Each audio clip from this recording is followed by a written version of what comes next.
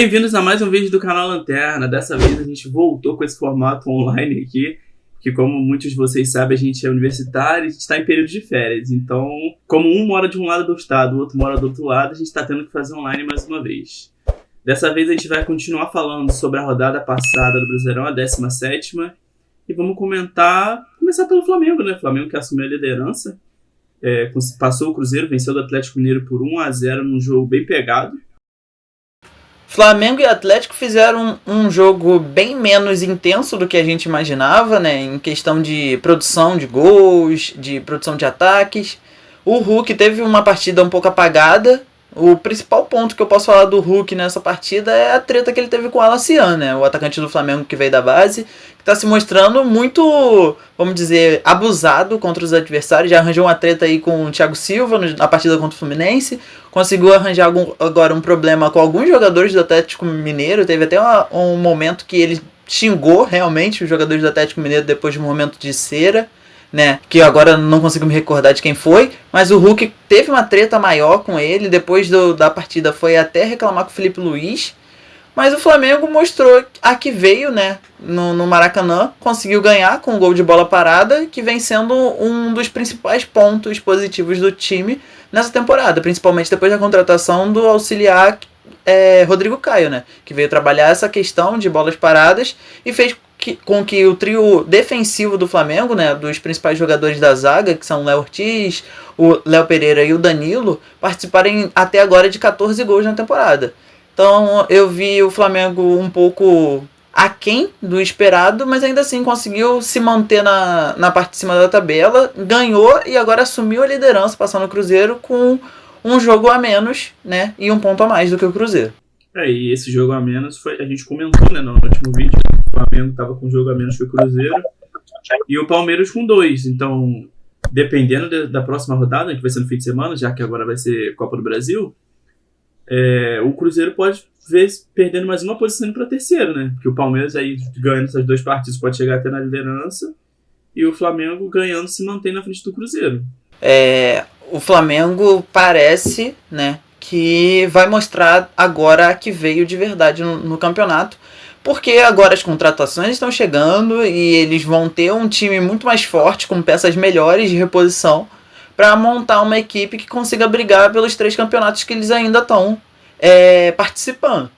Então eu vejo que o Flamengo talvez engrene melhor agora no decorrer do campeonato e brigue sim por essa liderança, e eu acho que o Cruzeiro vai dar uma caidinha muito por conta da qualidade das peças, que não chega a ser tão boas ou encaixem tão bem quanto o Flamengo e Palmeiras. Outra partida também dessa 17ª rodada que a gente vai comentar um pouco vai ser sobre São Paulo e Fluminense. O Fluminense que continua em queda após o Mundial, ainda não venceu nenhuma partida, foram 4 jogos e 4 derrotas.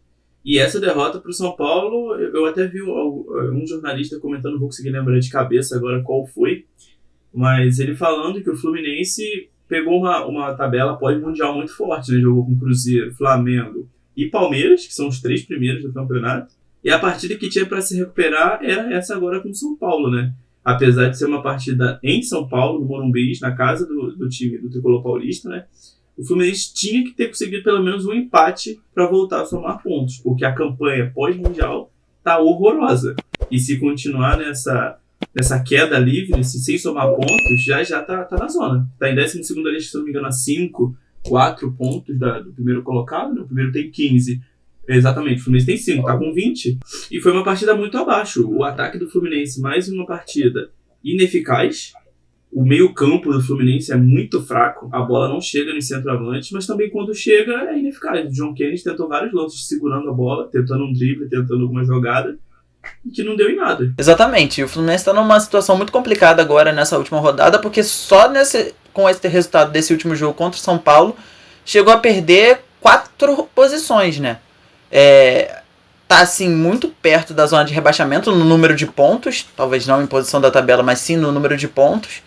E tem que tomar um certo cuidado, porque chegou do Mundial com muita confiança, apesar de perder o John Arias, que era um jogador muito importante, talvez o mais importante do time, junto com o Fábio, mas tinha sim potencial para continuar exercendo um bom futebol.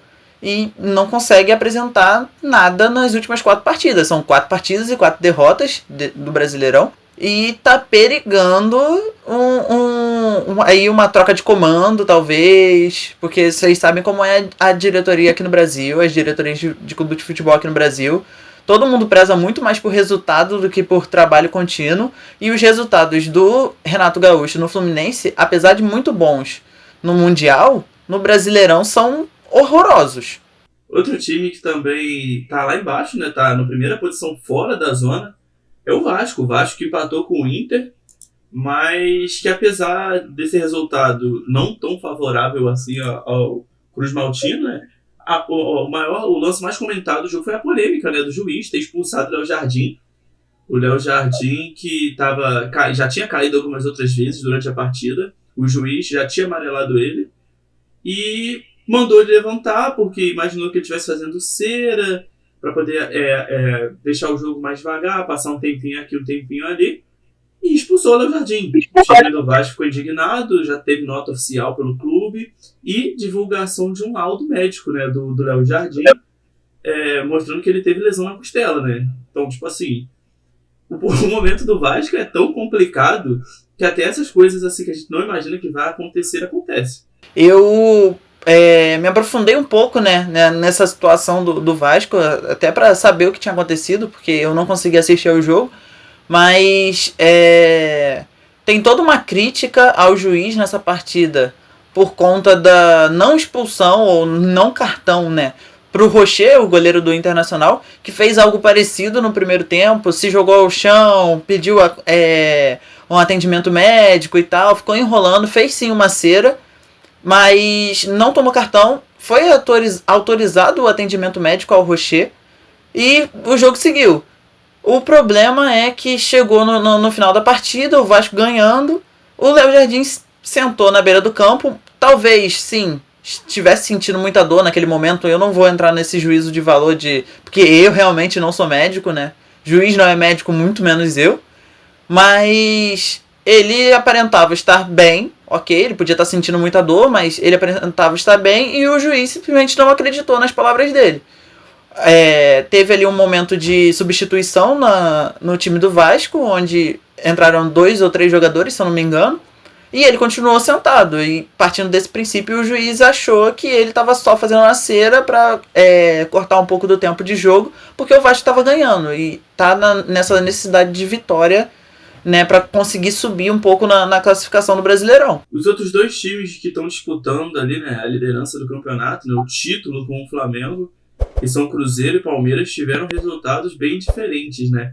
Enquanto o Palmeiras conseguiu mais uma vitória contra o Grêmio, o Cruzeiro teve uma zebra, né, na rodada, perdeu no Mineirão pro Ceará. Dá pra ver que a situação ali no G4 vai ficar bem complicada, né, nas próximas rodadas, e talvez tudo possa mudar ainda mais com a chegada dos reforços nos times agora. Mas falando um pouco sobre essas partidas, o Palmeiras fez o que a gente já esperava, porque o Palmeiras é um time melhor do que o Grêmio, apesar do Grêmio estar apresentando sim um futebol ok, mas assim, apenas ok. É um futebol nota 6, que briga ali por uma vaga em pré-Libertadores ou Sul-Americana e tal. Não vai exatamente brigar por liderança de campeonato, e o Palmeiras é um time que briga por títulos todos os anos, há alguns anos já, desde 2018 mais ou menos, o Palmeiras está ali ganhando ou brigando pelo título. E falando um pouco sobre o Cruzeiro, foi realmente uma zebra. O Ceará soube impor um certo estilo de jogo, mesmo com as suas peças, que parecem no papel serem piores do que as peças do Cruzeiro. O time do Cruzeiro foi um time muito pouco criativo, né, nessa partida.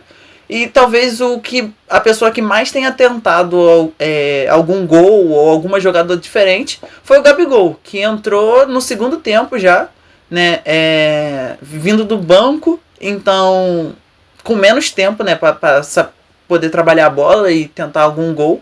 Mas ele chutou de fora da área, chutou dentro da área, tentou uma assistência, só que não conseguiu. E aí o Ceará ganhou e, pelo jeito, o Cruzeiro, se continuar apresentando essas oscilações no decorrer da temporada, vai sair do G4. O Gabigol bem que avisou, né, que na virada do turno, né, que título não se comemora em virada de turno, não existe campeão de turno. E o Cruzeiro, de certa forma, já começou a dar mole. Não tem como não lembrar daquele ano que o Botafogo passou a maior parte do campeonato liderando para chegar no final o Palmeiras ter sido campeão. Então, não é como se tivesse acabado pro Cruzeiro. Claro que não. O Cruzeiro ainda está em cima. Só que, se perigar continuar nessas quedas, nessas oscilações, vai ficar para trás. O Palmeiras ganhando esses 2 jogos, né, e o Flamengo também se mantendo ali em cima, a disputa pode acabar voltando a ser Flamengo e Palmeiras mais um ano.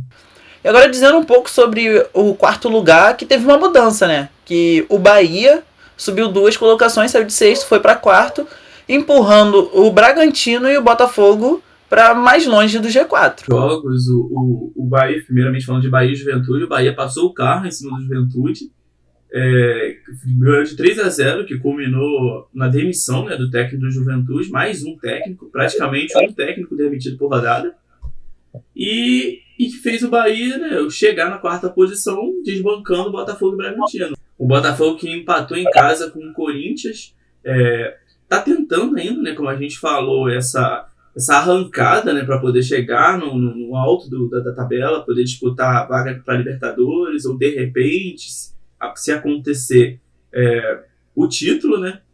Mas foi mais um jogo abaixo. Se a gente for comparar com os jogos do Botafogo do ano passado, foi um jogo bem abaixo. O Botafogo que também está buscando aí as suas contratações para poder elevar o nível do time. Mas contra o Corinthians, que, se eu não me engano, jogou com um time misto, né? Teve a volta de Alberto, mas que o Botafogo não conseguiu ser superior o suficiente para sair com a vitória. Mas o Corinthians não é um time ruim, apesar de estar apresentando um futebol ruim nos últimos jogos. Contra o Cruzeiro foi mais ou menos a mesma coisa, mas esse jogo contra o Botafogo eu acho que é um ponto até fora da curva pro Corinthians nos últimos tempos. Esse empate foi meio suado, o Botafogo saiu na frente, mas não conseguiu segurar o placar.